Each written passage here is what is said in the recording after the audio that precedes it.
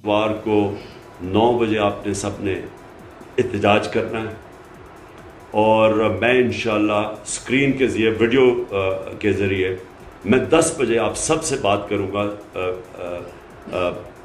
Video screen کے ذریعے۔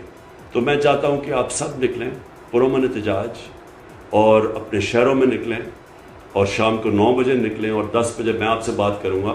میں یہ چاہتا ہوں کہ ایک پیغام جائے ان لوگوں کہ اگر آپ سنبھال نہیں سکتے تھے اس ملک کو تو کیوں اتنی سازش کی؟ اگر آج آپ کہہ رہے ہیں کہ جی بارودی سرنگیں بنا دی گئی ہیں، تو کیا آپ کو ضرورت تھی کہ ایک ملک جو صحیح طرف لگا ہوا تھا اس کو کیوں آپ نے ڈیریل کیا؟ صرف اس لیے کہ اپنی چوری بچانے کے لیے۔ اور آج آپ ہمیں کہہ رہے ہیں کہ جی ہم کیا کریں، جی یہ تو بڑا انٹرنیشنلی قیمتیں اوپر پڑ گئی ہیں، عالمی بحران ہے۔ آج آپ کو یہ یاد آیا؟ آپ کو نہیں پتا کہ یہ پہلے سے ہم جو سارے فیس کر رہے تھے؟ بار بار میں بتا رہا تھا کہ ہم بڑی مشکلوں سے اپنے لوگوں کو مہنگائی سے بچا رہے ہیں، اور یہ جو عالمی مہنگائی ہے اس سے ہم پروٹیکٹ کر رہے ہیں۔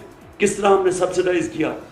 تب تو سارے لگے ہوئے تھے کہنے کہ جی اس کو کیوں اس نے پٹرول کی قیمت بڑھائی اور ڈیزل کی، اور مہنگائی کیوں کر رہا ہے؟ مہنگائی مارچ ہو رہی تھی ہمارے خلاف۔ تو آج میں سوال ان سے پوچھتا ہوں کہ جو آج آپ نے مہنگائی کی ہے، یہ سارے ملک کی تاریخ میں ہی ایسی مہنگائی نہیں ہوئی، تو صرف اور صرف اپنے پیسے بچانے کے لیے آپ آئے تھے۔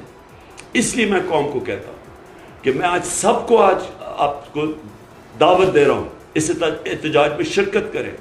میں تو بلکہ پولیٹیکل پارٹیز کو دعوت دے رہا ہوں، میں تو عام اپنی خواتین کو جو آپ گھر میں دیکھ رہی ہیں قیمتیں بڑھتے ہوئے، میں آپ سب کو دعوت دے رہا ہوں۔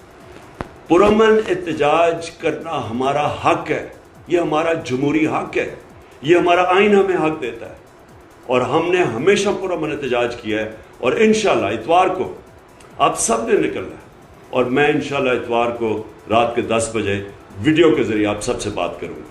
پاکستان پائندہ باد۔